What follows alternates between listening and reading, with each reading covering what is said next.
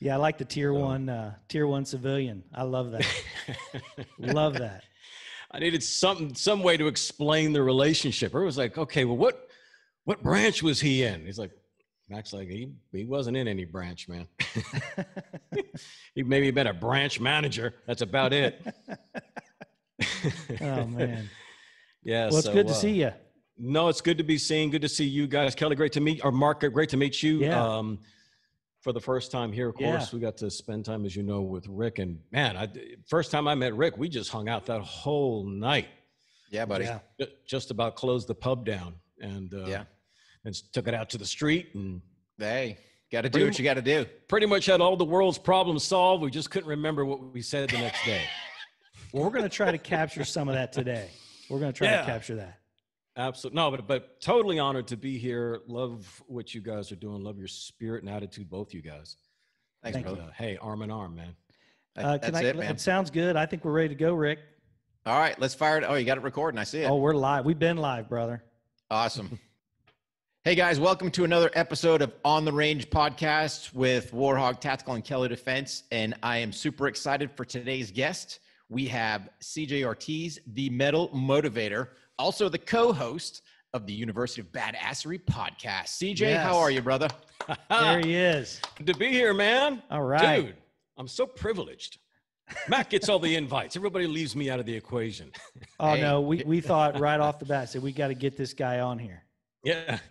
Yeah, it's what's funny, you know, I tease Mac about that all the time, you know, because of how popular he has become unintentionally.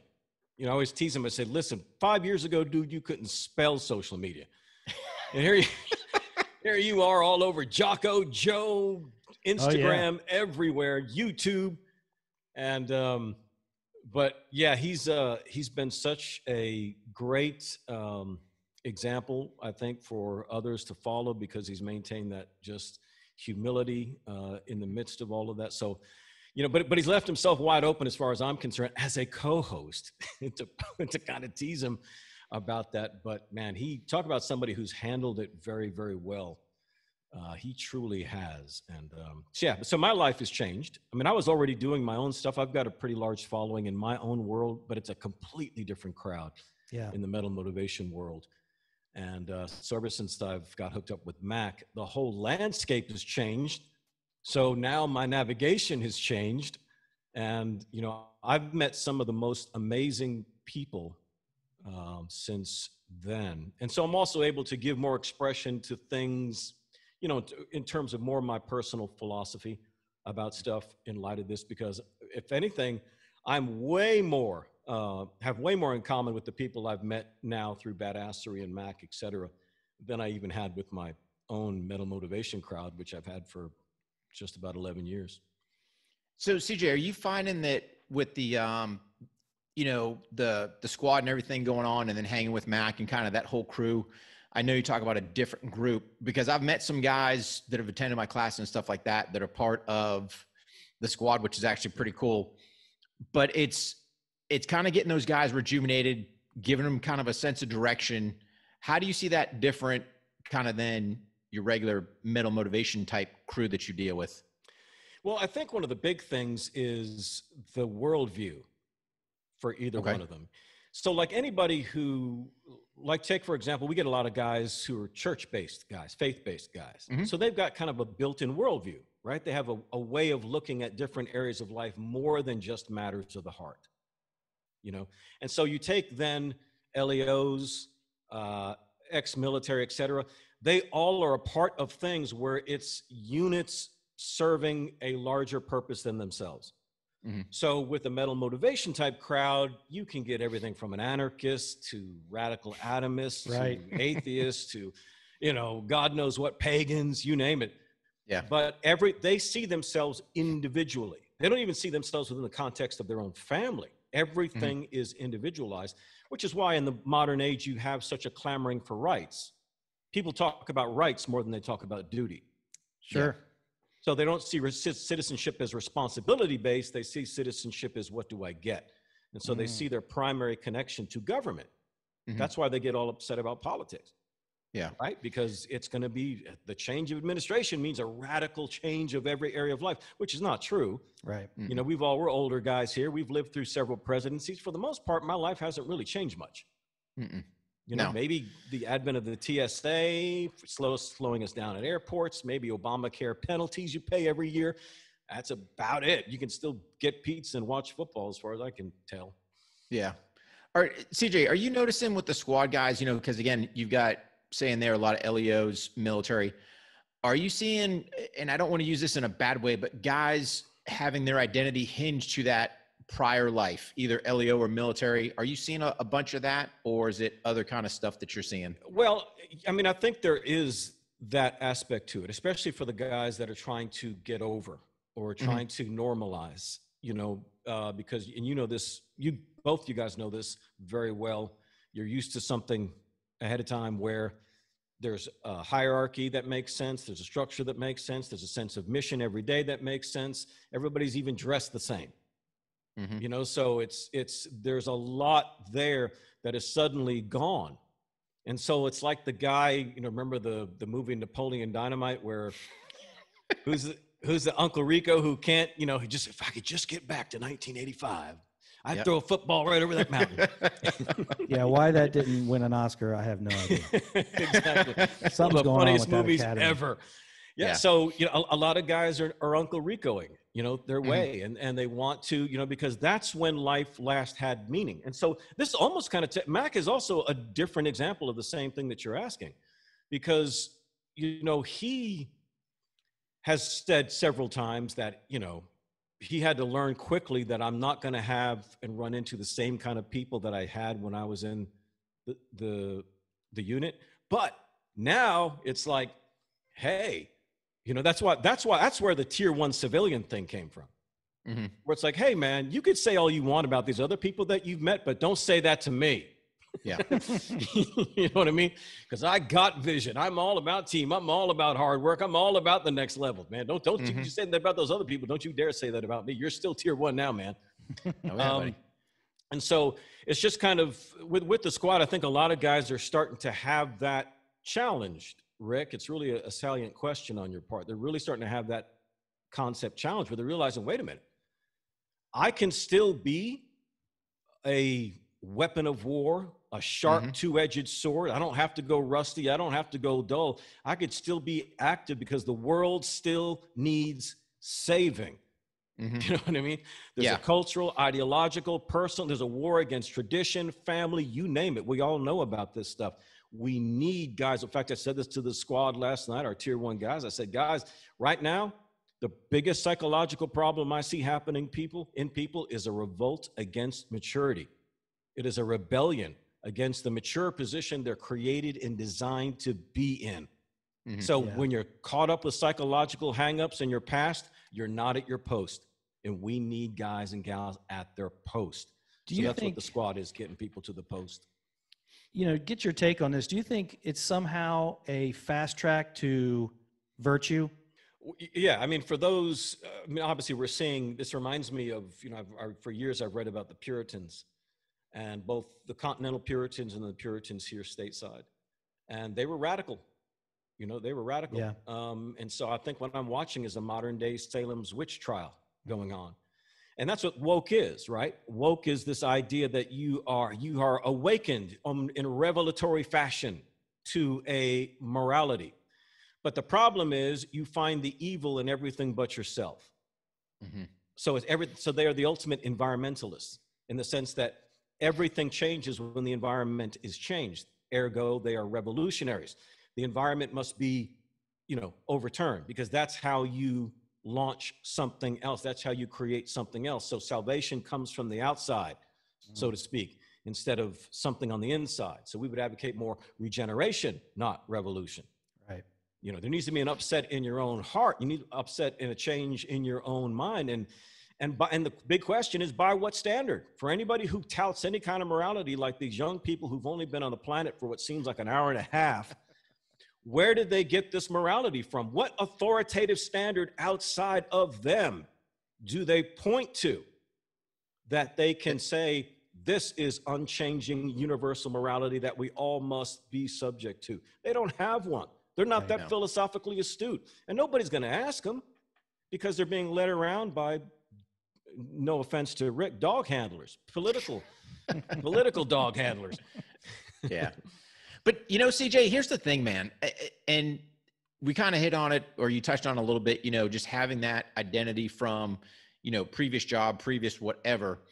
And to me, kind of, I think one of the big things that a lot of people don't look at this day and age is that entrepreneurship. And hey, you know what? Let me be my own boss. Let me, either have my ship sink or be float and prosperous, and have that drive. And I know for me, kind of coming out, I knew years prior to getting out, hey, I wanted to run my own business. Right. Why? Because I'd been working for the man for all those years. Right.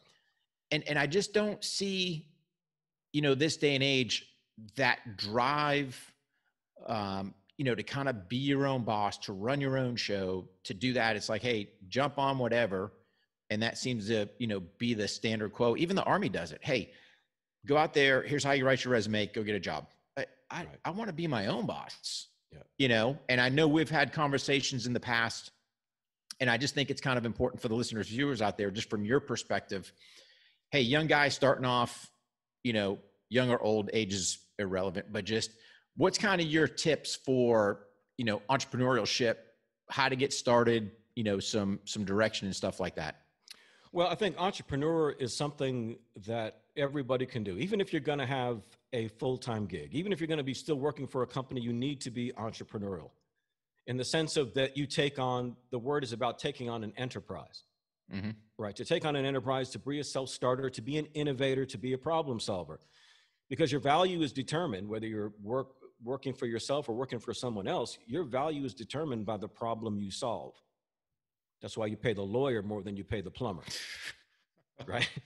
Because that's the truth, man. Because of the size of the problem they solve. Yeah, because it comes down to the size of the problem they solve. So you can either, to increase your value in the marketplace, solve big problems for a few people, or you can solve small problems for a lot of people. So like for what Mac and I do is solve a smaller problem for a lot of people. Nobody's coming to us for brain surgery or to handle their divorce case or something like that, right? So they don't need a brain surgeon, heart surgeon. They don't need a lawyer or a dentist or something. They need, help to get life together. Doing that through something like a medium, like the Squad, anything internet-based, that's solving a small problem for a lot of people. So there are options there, and that should be attractive to the average person.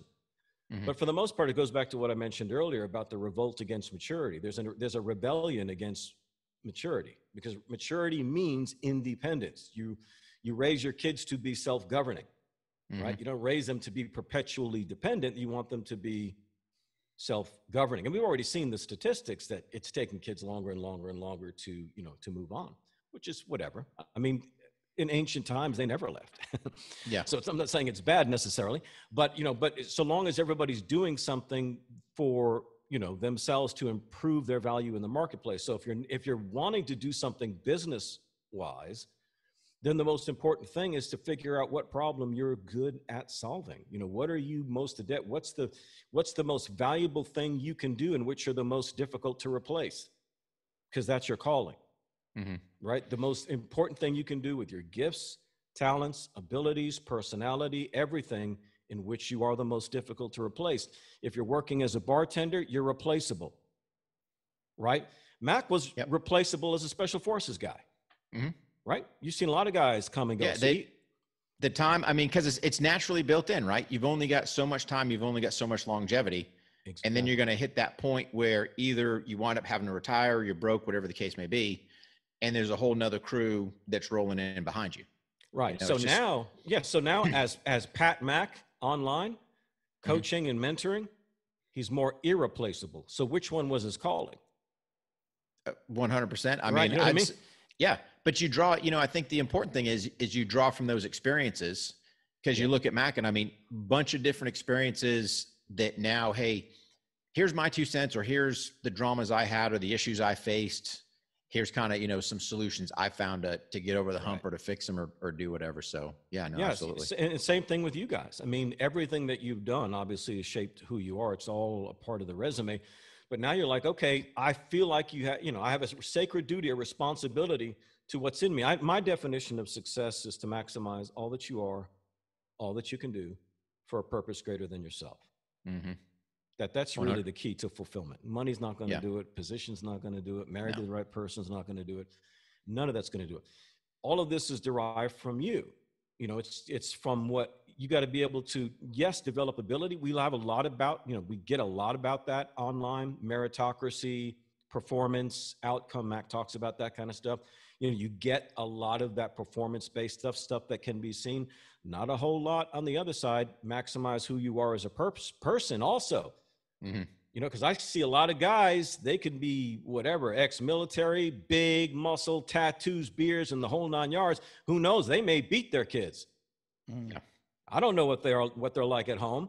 But if we measure what everybody, emphasizes out here in social media land, it's all based on the physical prowess. It always reminds me of Paul's comment to the Corinthians where he says, bodily exercise profiteth little. Godliness is great gain. Mm-hmm. It's like, what you can replace that with character. Character is great gain. Who you are is great. So we need both. We need what you can do, but we also need who you are. Do both of those for a purpose greater than yourself. That goes back to that millennial generation or younger generation Z, who's so focused on the individual. They don't see anything beyond themselves. That it's that ideal that you say, well, what is the greater purpose that I can serve? And if you can't find a purpose to serve in this day and time, man, you're not looking. Right. But yeah, I think it starts there. I think it starts with the problem that you can solve, finding your most irreplaceable position that you can be in. And then it gets into the practicals of, what kind of business it is, how are we going to market it, what's your first step, that kind of thing. Had I not aligned with Rick, Rick and I have known each other for, 3 decades, but having him in this business with me, I think, aligning ourselves with like-minded people and similar type people is a huge help for me anyway. Yeah, no, absolutely. And that's what you got to find is those alliances, those, I think with you guys could probably talk a little bit more with my church language, but, it's covenant ties. It's, these kingdom connection type things where you see that there's, again, a larger purpose at work here. And I think in some senses, whenever I teach on social media, I'll tell people, don't get distracted by the shiny objects when it comes to technology. Because when you really understand social media is when it disappears and you realize you're just talking to the people. And, in that sense, what we're all trying to do has been done in generations past. They just didn't have these incredible tools to work with. Mm-hmm. And so I think it's great. I think it's to say, hey, listen, man, you guys to each other, just saying, we've got something we can do. We've got a way to combine our forces to create synergy and make something more, be a voice of change. Education is probably the single most important thing that all of us can do. I don't care if your circle of influence is only 2 or 3 people, and a pet. You've got to be that voice right now. We need voices. We need those who are willing to take their experience like you guys have and their expertise, and the respect that they've garnered and use that, leverage that, because that's capital. Yeah. The social media age, audience, and all of these things are total capital. That's money that can be spent. Sure. And CJ, you hit some great points. The whole social media thing, what I see is too many people trying to perpetrate a fraud, for lack of better terms. It's like, hey, be who you are, be your true self. And I think you hit a key point, going back to your faith-based, hey man, there's nothing wrong with saying, hey, I'm a believer, right. And you can articulate on the Bible and hit very good points. And most people are like, who's this guy, Paul? And who are these Corinthian guys? I can't find, let me Wikipedia and see if I can, it's like, come on, man, really? But the point being is that's a huge part.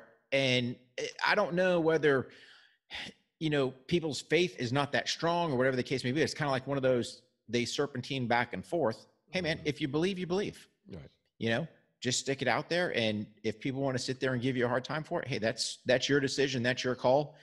Trust me, if anyone's going to sit there and go, hey, what do you know about God? Trust me, I know plenty about him because I'm here today because of him. And I can give you all kinds of experiences behind it. But I think it's an important factor that you bring up. Because correct me if I'm wrong, were you ever a full-time preacher, or what was your kind of, give me a little bit on your background there. So. I, you know, there would be no Metal Motivator without my faith background. And I was raised atheist. And so my mom had remarried and married this guy who was went to Princeton. That's where he did his graduate work, and then got his PhD, I think MIT, in solid state physics or something like that. Anyway, the atheism was an informed one, but I never really had a problem with the idea or the concept of God. It never bothered me. I had no rebellious streak about that. That didn't seem like such a big deal to me. But then in November 1986, through a series of events, I had my conversion experience, and it was a radical one. And I never looked back. And just within months, I was already preaching on the streets. And so I went everything that it was just, full on 110%, reckless abandon. You know what I mean? We'll just figure it out later, that kind of thing. And that's kind of where it all started. But then early on, I was in a more mainstream kind of church. And so the theology wasn't deep. And there was a great appreciation for the Bible and Bible study and that kind of thing, but it wasn't deep. And I was just hungry. So I would follow the footnotes. Well, first of all, I had to get to the books that had footnotes. Most of the popular Christian literature didn't have any footnotes. Right. You know what I mean? It's kind of the guys who used to go into the pulpit saying, man, I got a great message. I just need a verse. Those kind of guys. Right. So I started following the footnotes, and that just took me into more academic. That's when I got into philosophy and history and theology and all of these things hardcore. And so I also went to school for, I did a ministry school for a couple of years, but I also I got my degree in visual communications, which is the marketing, design, advertising stuff. So everything just kind of merged. And so I was doing all of the above and working out of a church. I've started churches. I've assisted in church plants. I've traveled. I've run a Christian book publisher, or was editor of a Christian magazine. I still work with a lot of churches and ministries that have been longtime friends forever.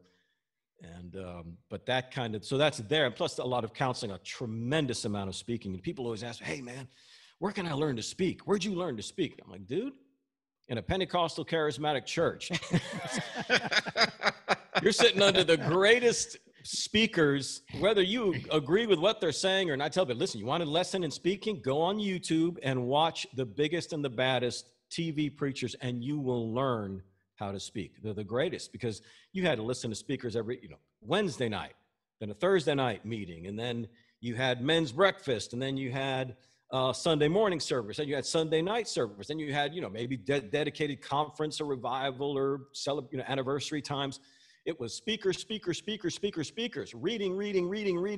Then you get tapes after service or CDs, and eventually, I don't know what they do now. I'm sure they just do downloads. But yeah, you're just constantly, because again, as with military, an elite military, the idea of self-improvement is built in. You know what I mean? You're always, in the church, you call it sanctification, right? Becoming like Jesus, or however you want to phrase that. You're always improving. Same thing in special forces, right? Otherwise you're canned. So you have a motive for not just the inspirational vision, but also the hammer's always, or the axe is always hanging over your head, that you can get canned at any particular time. So you're driven to improve yourself. So for me, everything just kind of all merged together by March of 2008, when I was watching a guy on YouTube, and he looked like a punk rocker. Had a heavy, like, Brooklyn accent, and yet lived in Montreal. I don't know how that worked out. There's a lot going on there. But he did this thing where he did a kind of a message on the law of attraction, like The Secret kind of thing, and regardless of the message, he was also a videographer guy and a musician. So he had done a fantastic job with the whole production. It was really, really good. And great communicator, loved the accent and the mohawk and all that. Now, I said to myself when he finished, I said, in my head, I said, if I was going to do that, I'd do it in metal. Boom. There it is. And that's where the idea is. So I sat down, literally, the old write on the napkin. I mean, I just literally wrote on my little pad right next to me, Metal Motivation, and reconnected with a friend of mine a few months later, told it to him, and he and I started talking about it for a year, and we launched on Halloween of 2009. And so that's Metal Motivator. And so when we talk about how Mac and I, got started, we literally had our first discussion about these things at a pub, down there where you and I were. Yeah. And, so we could literally say, it sounds like a joke. An ex-commando and a preacher walk into a bar. Rest is history, right? And the rest is history. Yeah. Yeah. So, but yeah, man, I think, I could not have planned my whole life. That's why I don't do 5-year plans. I plan things, but I plan in pencil because you always have to erase. So, because I get a lot of people, they want the exact thing because they hear from motivational speakers, you got to have your exact plan all worked out. You got to know exactly. No, you don't. In fact, if anything, that'll stifle you. That'll neutralize you. That'll keep you in neutral. It's hard to steer a parked car.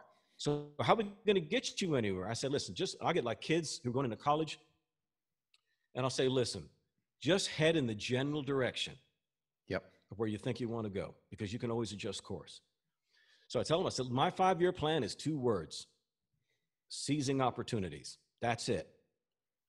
Yeah. Because Mac wasn't a part of my 5-year plan. Metal Motivation wasn't a part of my 5-year plan.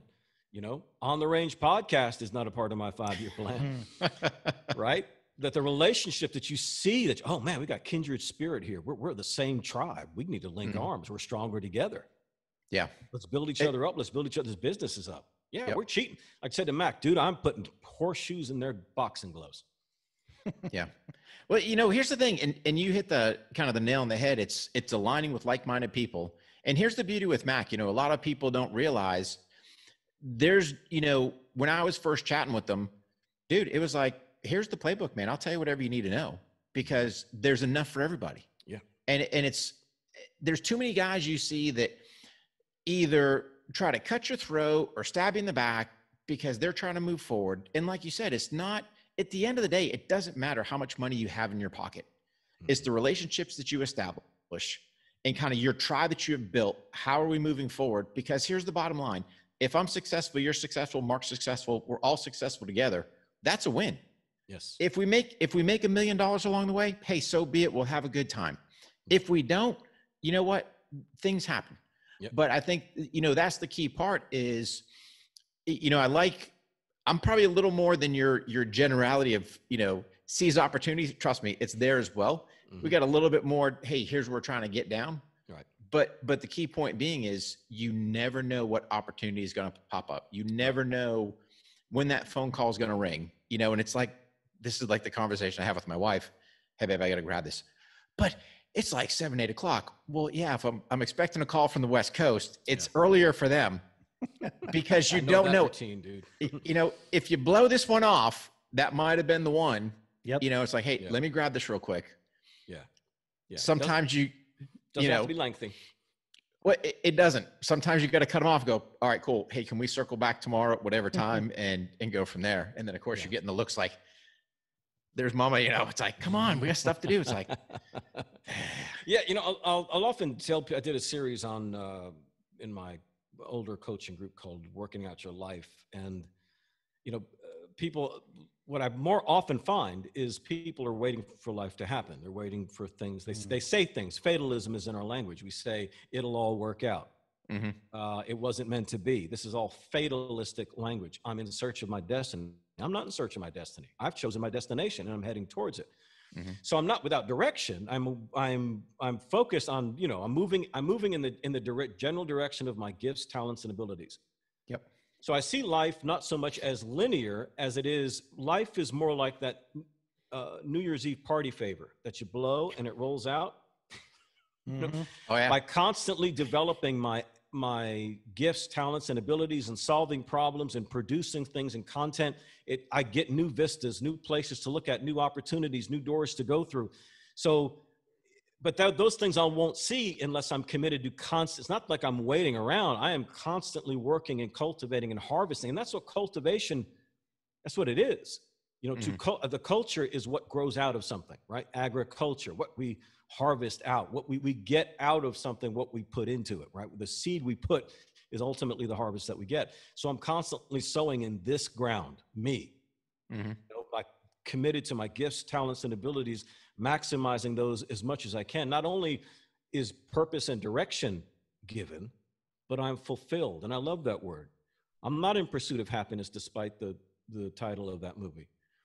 And despite even our founding fathers, because I mean, not happiness in the way we define it today. Happiness today is I got a car, I'm happy. I wrecked it, I'm unhappy.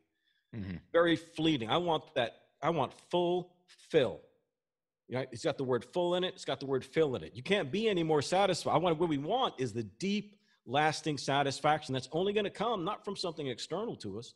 It's going to come because we've maximized all that we are and all that we can do for a purpose greater than ourselves. That's where fulfillment, and then that's not determined by monetary gain. It's not determined by status or any of those things. If you're exhausting yourself to maximize all that you are and all that you can do for a purpose greater than yourself, you won't give a damn. You know what I mean? That you're a household name. And the fact that the age of social media, that's the lesson learned. You can have 1 million followers, be a 7-figure earner, and still run into people who've never heard of you. Yeah, it's just like in the 80s, everybody wanted to have a video on MTV, but their music was crap. Yeah. That wasn't the goal. The goal was to get on MTV. Right. I mean, you see a lot of that, you know, these running and gunning guys on social media. And that's a battle we fight all the time as well. Yeah. And so that, you know, I remember when, you know, I started as a designer and I graduated and got into it just as the desktop revolution was beginning. So in my courses in college, you know, we weren't doing computers for production. Computers were not how you produced artwork. It was done by, you know, you had a airbrush artist do things, you had photographers, you had typesetters, and you'd have to stick things on boards and take photo stats of it, and they layered it, and that's how you produced magazines and full color items. And in fact, I even remember, just as a footnote, our advertising team, who worked for a major Dallas agency, she told our production class, she said, computers will never take over production.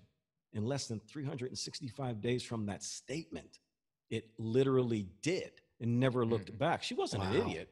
You know what I mean? We were just at that weird time. You know, just like you said, but like MTV, when video killed the radio star, you're at that weird time where, you know, one age is ending and the other one is beginning. They always arc over each other. So one comes down, but the other one's starting already. Color in that little area there. And that's the weird time of transition, right? You know, you don't have where you were to be confident in, and you don't necessarily know where you're landing. So you're kind of caught in the middle. And that's not necessarily a bad thing, because it provokes that entrepreneur spirit, which is all about problem solving, innovation.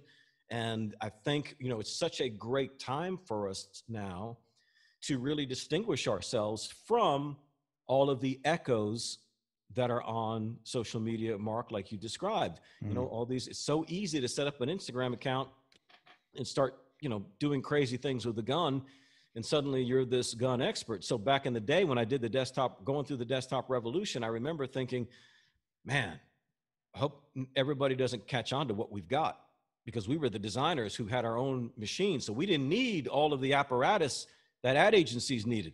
So we could do everything literally in-house. And so then we started to see, you know, more computers for sale in stores, and we started to see, you know, things like Photoshop you could buy, and it was like, well, it's going to get very competitive. I remember a senior designer was listening to me gripe about that, and he said, "Don't worry about it, man. Yeah, they're going to go for these other, you know, self-appointed designers and Photoshop people, because they can just buy a computer and some software and set up shop, but they're not going to do good work. And so they may not come to you now, but they'll come to you after they've spent the same $1,000 on yet another bad logo. They're finally just going to say, I got to go to the guys who know what they're talking about. I got to go to the people who know the principles, who have the experience." And so that's the advantage of a bunch of echoes, is it helps for the real deal to be the voice. You know, it helps the real deal to stand out. And so it's differentiate or die. So this is where branding and positioning comes in. So, you know, for me, you know, I had to, for example, reposition the idea of motivation for my audience. It was a major communication problem because I couldn't get people to go any further than my Facebook page for years. And I kept trying to figure out what in the heck is wrong with people? Why won't they join this coaching group? Why won't they buy this, you know, audio series or video series? What's wrong with them? And then it dawned on me when I started to read what they would say over time. I realized that they were just coming. They saw motivation as just whatever, something you need for today, like a horoscope. You know what I mean? Like reading a fortune cookie. Mm-hmm. It was no much more than that. I was coming from the religious perspective, as we said earlier, where your whole concept of life is about self-improvement, not them. So I started to change my advertising, my marketing to say, listen, you can come to my page every day if you want for some inspiration. And this is what you're going to get. You're going to find enough inspiration to get through another bad day. You're going to find enough motivation to keep tolerating a life that you don't like. But why live that way? Yeah. Why not get past bad days, bad seasons, and a bad life? Let's recreate a different life for you. And to do that, you have to understand self-improvement, personal development. So you can do that to competition, reposition them. Tylenol was the big one who did this back in the early 70s, because prior to Tylenol, when you thought about the category of minor pain relief, in other words, you don't need morphine for a headache, right? So when you think of the concept of minor pain relief, aches, pains, headaches, that sort of thing, when you think of that category, minor pain relief, the whole world thought aspirin. How do you unseat a mental stronghold like that? Tylenol did it. Tylenol did it. So what Tylenol did is, first of all, it's called Tylenol, and which is a product, the technical name is acetaminophen. Right. Of course, nobody knows what the hell that is. What the heck is acetaminophen? So what they did is they started to release bad press about aspirin to say, well, if you suffer from stomach ulcers, if you suffer from this, you suffer from this, they are all made worse by taking aspirin. Oh. Then the tagline finished by saying, thankfully, there is Tylenol, the first non-aspirin pain reliever. So they hung an albatross around their opponent's neck. They positioned themselves by repositioning their competition, changing the way the marketplace thinks about their competition. And so by doing that then, and they realized also, we can't sell the word acetaminophen. People don't know what that is. People will better understand the word non-aspirin, just like Uncola. Remember Clear Pepsi? Oh, yeah. Failed. Uncola, yeah. Right? Failed. Why? Because soda's brown. Yeah. Cola is brown. It's not clear. So it didn't work. 7-Up was called what? The Uncola, yeah. Cola, right? Because it's easier to understand Uncola than it is clear soda. Mm-hmm.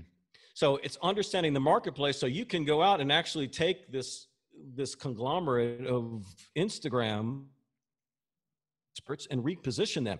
Like I've repositioned other motivational people, or repositioned what people changed the way they thought about motivation to begin with. You know, and by doing it, by positioning myself as Metal Motivator, you know, and to have people say, well, wait, is Metal motivating? What? I wouldn't be listening to it, you know, 40 years, 50 years later if it wasn't motivating. You know, I wouldn't continually consume something that's destructive to my life.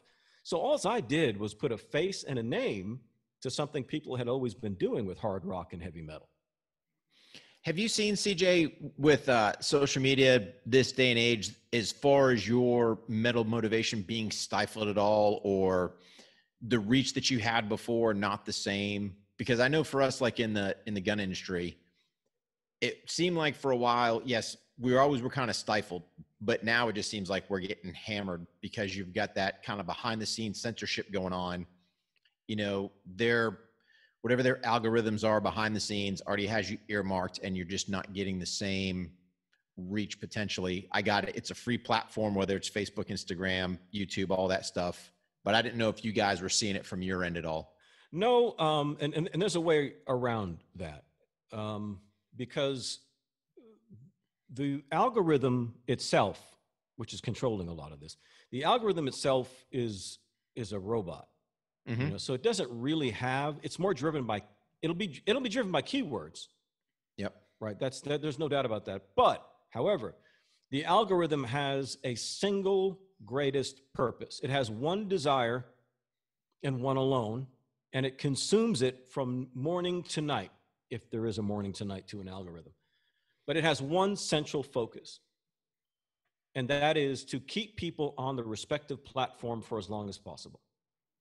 That's it. There is no second calling. There is no second purpose. Algorithm, you sit it down and buy it a beer, it's going to tell you, I got one goal in life, bro, and that is to keep people on Instagram, keep people on Facebook. That's why it favors, for example, video, right? Because video means you have to watch something, which means you're on longer. It's why it favors live video, because it means people are on the platform longer, which gives people greater opportunity to see ads. So I always tell people, listen, for social media, just make this commitment. I want to be in covenant agreement with the algorithm.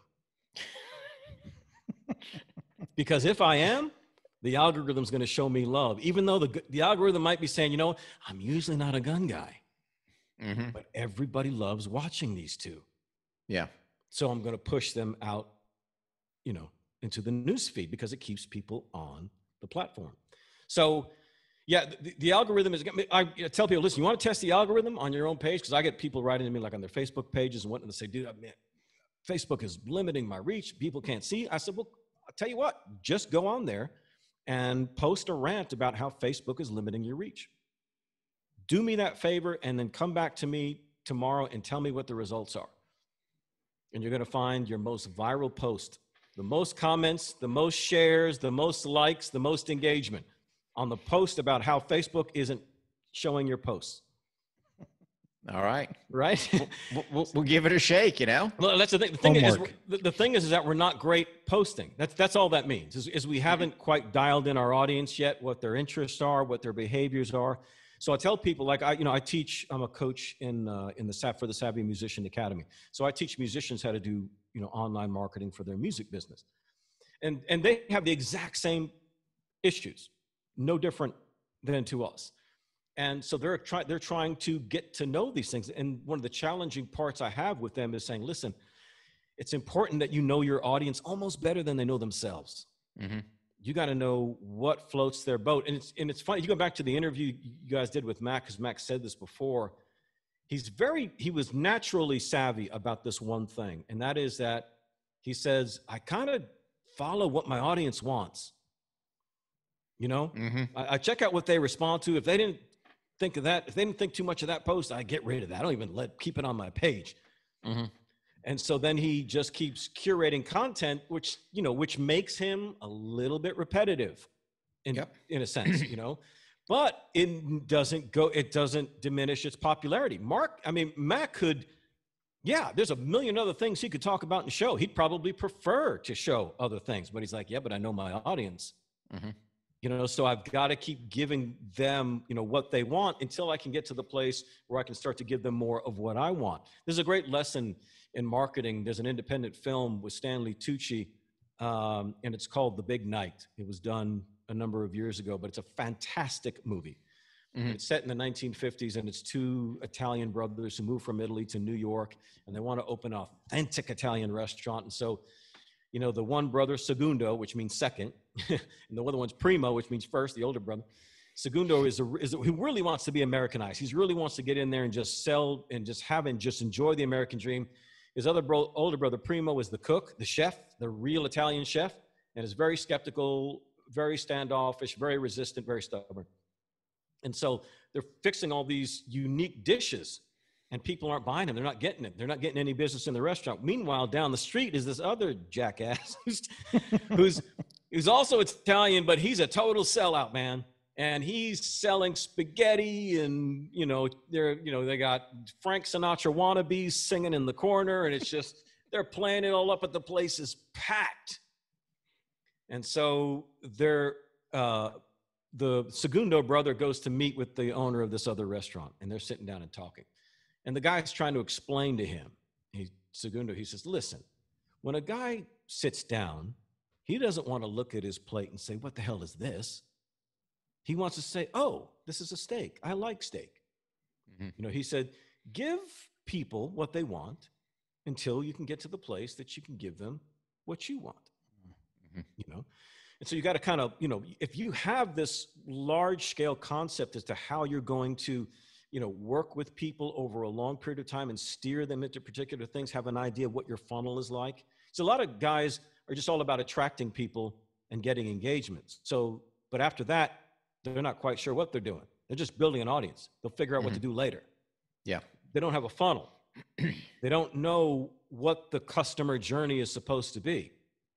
Because getting them to your page is the top of the funnel. Mm-hmm. Getting them engaged regularly is the second part. Then we've got to get them to email lists. We've got to get them to convert on something, show up for a course, sign up for this, buy that. Yep. You know, because there's the residual value of the customer. It's not just the $25 thing they purchase at the outset. No, what are they worth to you over a year? Mm-hmm. So what we tell musicians is, listen, all you need is 1,000 super fans. A super fan is a radical, crazy fan of what you do. And if that radical, crazy fan will spend $100 with you over a year, you're 6 figures. Yep. Yep. Just that. 1,000 super fans. You can't find 1,000 super fans online. You can't come up with enough different products, a shirt, a hoodie, a hat, a course, a book, a this, a that, mm-hmm. and sell them $100 over a year. And so let's start it at 1,000. But what happens when you go to 2,000, 3,000, 4,000, 5,000? The numbers go off the chart. But you just got to know it's not that difficult. You know, it's just that you can't expect guys to be experts in guns, experts in marketing, experts in this. You know, Mac's advantage is my walking into his life. Oh, yeah. Out of nowhere. So he had somebody at least, you know, who go, oh, well, dude, you take care of that. Right. But, you know, but that's why we're teaching it and we talk about it, you know, I told the squad, I said, you know, I charge big money to teach the marketing stuff that I'm teaching in our upper levels, our tier 2 and tier 1 levels. But I told them, there's such beautiful people. I mean, I had a couple of them just sending me stuff, you know, over the past couple of days. One guy who couldn't make our Zoom call last night, he sent me a picture and he's pulling security. He's in the UK diplomatic security team. And so there he is, you know, right behind Trump and Boris Johnson, mm-hmm. you know, looking like the bodyguard in the background. And, right. And another guy was, you know, as a sergeant in a sheriff's department out there. He's out right in front of the stage at Mount Rushmore. Trump's about to go on. He's pulling security there. We got another guy who messaged in and just said, and you guys see this all the time in your courses, he said, man, I wanted to make the call last week, but couldn't do it because I was a part of the bike team that first invaded Chaz and started emptying the place. You know, so it's like invasion of Chad. I like it. Yeah, I can't look at guys like that and play with them the same way that I do with these strangers out in the marketplace. I'm like, no, you're the squad.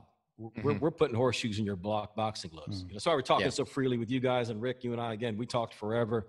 Oh yeah. The first time, and we'll do it again. And Mark, same thing with you, because I want you guys to succeed.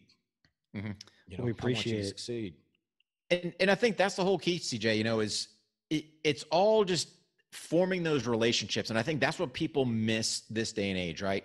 So whether it's your social platforms, whether it's your relationships you're building, it's how do I make things better for Mark? How do I make things better for CJ? How do I do things for Mac? How do I get all my industry partners and bring them in so that we're all kind of putting the message out there, sharing each other's info? Because what's it cost for me to repost, you know, something from either Metal Motivator, University of Badassery, you know, Pat, whoever, you know, Mark? It's easy, right? It's a press a button, shoot it. I stick your little, you know, at whatever, you know, your site is, and boom, it's done. Yeah. And it just helps get that word out there. And to me, that's what, you know, I try to do is how can I help? And there's too many people out there that's like, well, like we talked about earlier, it's about me. Yeah. You know, I got to take care of me. Well, get your tribe or your group or your squad or whatever word you want to call them. I don't care. Right. How do you harness, we'll make it this easy. Harness your friendships. You know, that's the easiest way to put it. Yeah. Improve your friendships. You know, I mean, I've known Mark 30 plus years, man. Yep. You know, from time down the 82nd, granted, he ended up, you know, getting out and doing his thing. We still stayed in touch. I mean, that's what life is. Yes. And it's really that easy. So how awesome is that you guys get to work together like that, you know, come back, you know, funny how life comes back around and you're able to do what you never thought, you know, you'd have the possibility to do. You know, this has been a tremendous year, and, you know, not just being a natural optimist like both of you guys are, but at the same, I'm not looking at circumstances. You know what I mean? I don't look at circumstances. I'm governed by what I know, by what I'm convinced of, right? So faith is sure of what you hope for, certain of what you don't see. And, you know, to me, that's what's real, is that I know that, you know, if anybody tells me it's up to you, CJ, you're giving me good news. You couldn't tell me, you know, give me the downside. Well, the bright side to any downside is me. Yep. You know, if I need to look on the bright side, I'm going to look in the mirror. Because I'm the bright side to whatever situation it is. And until people start to believe that, they're not obviously going to do anything with it. And I told, when I would teach about loneliness, because a lot of lonely people out there, and I would say, listen, the best cure for loneliness is to give someone else some company. And the best way to get help and support is to give someone else help and support, like you just said, Rick. Yeah. You know, is sharing and being helpful and being supportive. And like, I see guys who really aren't, they're just regular guys. They're not out to be a, you know, the gun teacher or the big social media influencer or whatever. All they ever post is stuff about their own workouts or their family. And yet I see them and they're posted by every big time Navy SEAL, Green Beret influencer. That somehow, because they always do it to me too. They're always sharing my stuff or, you know, leaving some horns or something like that. So one guy I'm thinking of is James Salter. He knows who he is, man. That guy is the textbook for what you just described. Him, Travis, Nate. These are guys who, they don't have huge followings necessarily, but they're hooked up with every single influencer because they're just there. And they share and they say the right things. They're not being jackasses about it. You know what I mean? They've got the etiquette down, the supportive. They got a great attitude. And who doesn't want to hang around people with great attitude? Right. Yeah. You know, golly. But yeah, man, I love it. Well, I mean, I've got stuff I'm kicking around. I'm trying to expand on the multiple fronts. Like I've got the guy that I originally started Metal Motivation with has come back around. He's going to help me. He's been out of the pocket for a while. He's been ill, not COVID, but some other stuff. And so he's going to be back tonight. I've been soloing on Metal Motivation TV. He's going to come back tonight. We're going to do more stuff there. I want to get that to where it runs on its own. Doesn't necessarily need more. I think where most of the fire needs to be on the hill is what I'll do with Mac, which is what I would call Blaze Ops Media. That's going to be the basic conglomerate banner corporate model that everything that we end up doing. So because like, you know, I said earlier, I used to run a book publishing label.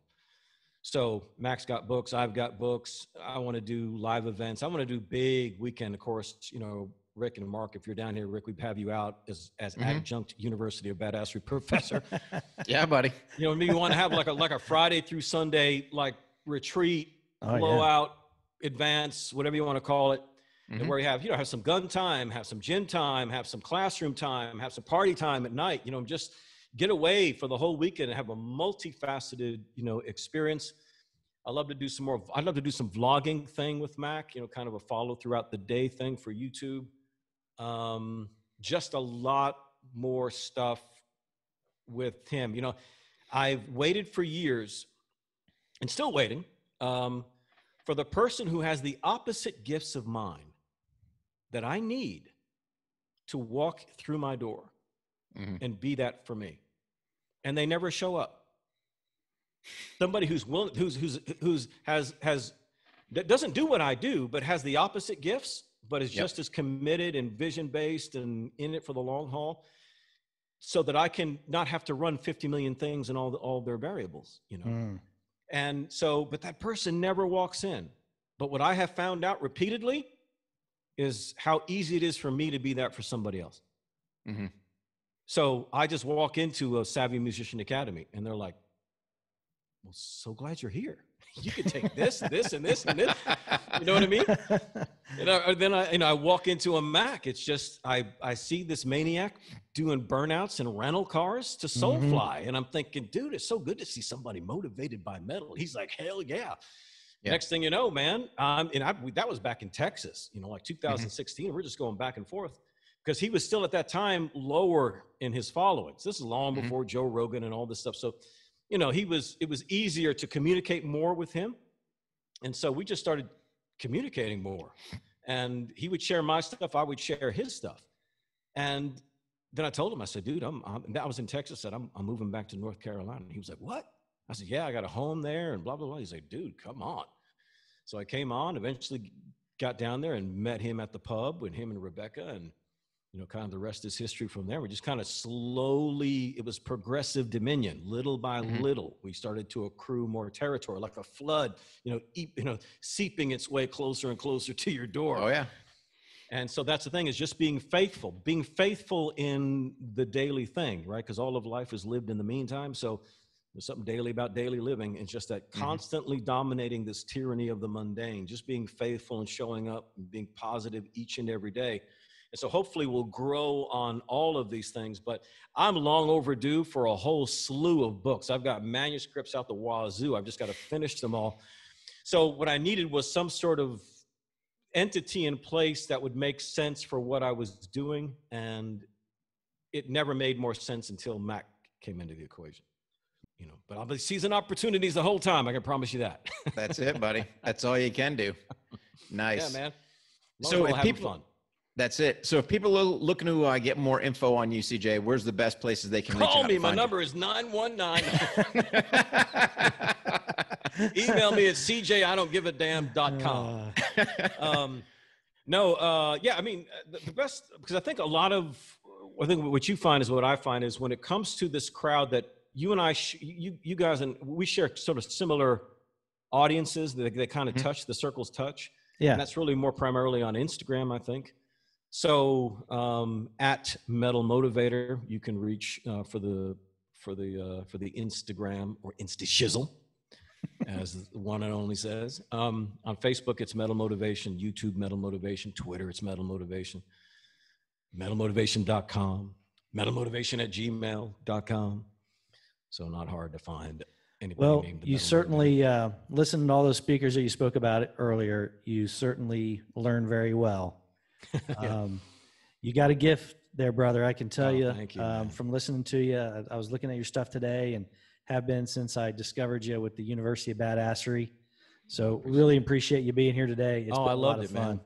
No, I hope we can do this again and again, have some live events and have you guys even join us, in the squad and do some adjunct professoring, and because we don't want our people to hear only from us. And they're always asking about, everybody else. They're always like, well, because they know you guys, they know they follow you.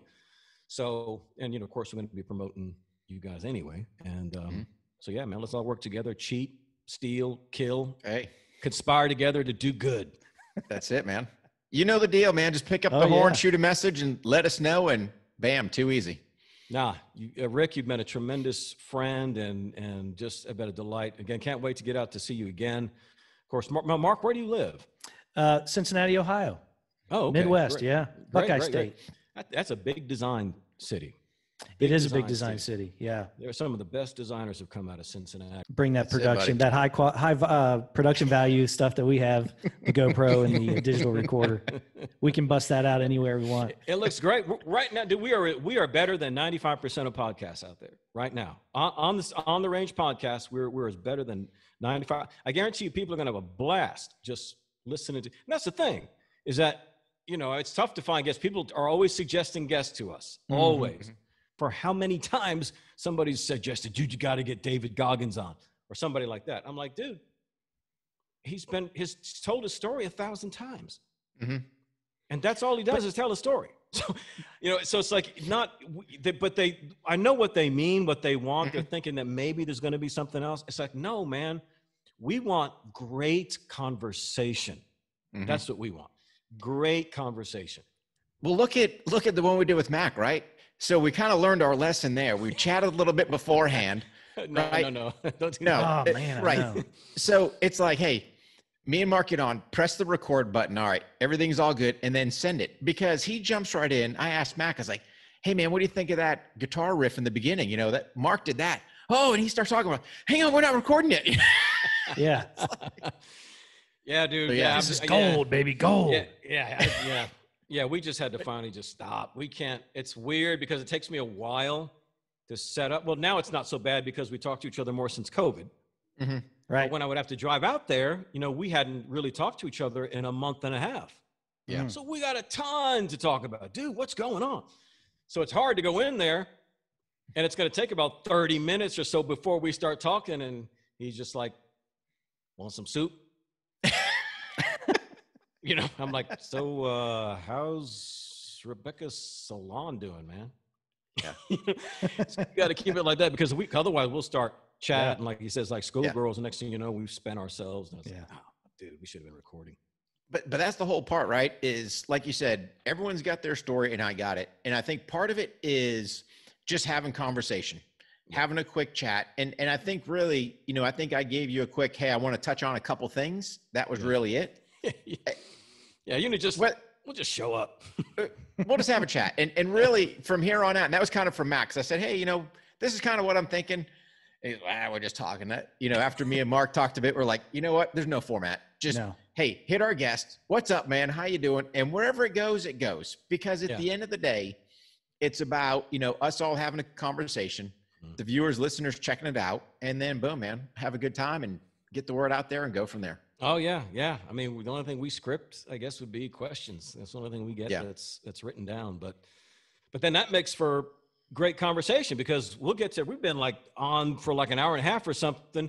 And all right, Mac, you ready to do some questions? Hell yeah. Mm-hmm. You know? And then we start, the question and answer ends up eclipsing the first half because we'll just go on these rabbit trails and we're not stopping. We're not stopping. Anything is interesting. And so and that's what I love about the University of Badassery because I make it a point to listen to all of Mac's interviews as much as I can. I will listen to everything he does. And I have to find unique ways that I do that. Driving, working out, whatever, I'm listening to less music, more of him. Because I want to know everything there is to know about him. I want to see how he operates, how he, you know what I mean? So I know how he thinks. Sure. Because I'm handling a lot of marketing on that end of it. But the thing about it is I listen to all of it and I see how everybody wants the same thing from him. So he's telling the same stories over and over and over again because that's what they're asking him. Or he's talking about the same training stuff over and over and over again. So they never get to talk to him about Bugs Bunny, you know, or Laverne and Shirley, or checking out birds, you know, checking out birds, right? Because he will talk about all of that stuff and more. Because we'll talk about childhood stuff. We'll talk about, you know, you name it, the most weird, crazy, whether it's food, junk food, or what did you do when you met your first girlfriend at 13 or, you know, all of that kind of stuff. So what it does is Badassery gives this three-dimensional view of Mac. Of course, you get this three-dimensional view of me, but most people are coming because they've heard of Mac, and so they're realizing, oh, okay, then they find out about me later. But they give that dimension. So it's good to have that. Even when you're talking, like if it's On the Range podcast, it's like, yeah, we're talking about on the range stuff, but sometimes we'll spend 5 minutes about on the range, another 55 minutes we spent, you know, beating the latest, whether it's a political thing or a stupid cultural thing or, you know, something that thrills our boat, whatever it may be. If it's good conversation, that keeps people interested, man, they're going to share it. They're going to promote it. And that's liberating. If you've got something to talk about, tell people, listen, just read, watch, listen to things, have something to say. Just have something to say. And you'll be the life of the party. You'll be great on social media, and you'll get way more chicks. There you go. Because Mark summed it up, CJ, right? So he hit a bunch of things, you know, as far as what we're going to cover. But really, the end line hits the nail on the head. All things America. All things America, bro. Yeah. That covers nothing more everything. America than, you know, fast cars, rock and roll, and gunslinging. That's right. So I tell people all the time, I said, listen, there's no motivational speakers in North Korea. It doesn't make sense, man. pursuing your dreams and living life and living things big as hell only makes sense if there's a free society. So that means if we're not all unified on maintaining that free America, yes, we're an enemy domestic.